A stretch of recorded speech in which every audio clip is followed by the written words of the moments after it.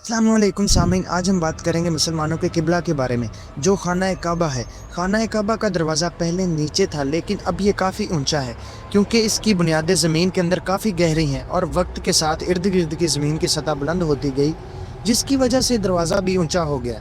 खाना काबा की तारीख बहुत कदीम है। इस्लामी रवायात के मुताबिक इसे सबसे पहले हज़रत आदम अलैहिस्सलाम ने बनाया था, फिर हज़रत इब्राहीम अलैहिस्सलाम और उनके बेटे हज़रत इस्माइल अलैहिस्सलाम ने इसे दोबारा तमीर किया। वक़्त के साथ इसकी कई बार मरम्मत और तज़ीन व आराइश की गई। खाना काबा को पहले बैतुल अतीक कहा जाता था, जिसका मतलब कदीम घर, जो इसकी लंबी तारीख और अहमियत को ज़ाहिर करता है। खाना काबा की छत पर एक छोटा सा दरवाज़ा है जो सिर्फ ख़ास मौक़ों पर खोला जाता है और इसके अंदरूनी हिस्से की सफाई और मरम्मत के लिए इस्तेमाल होता है।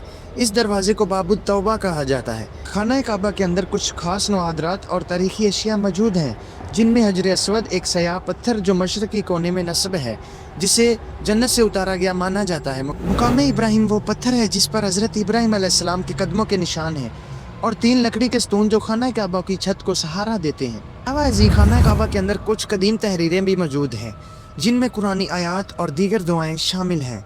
खाना काबा की चाबी आल शेबा नामी ख़ानदान के पास है।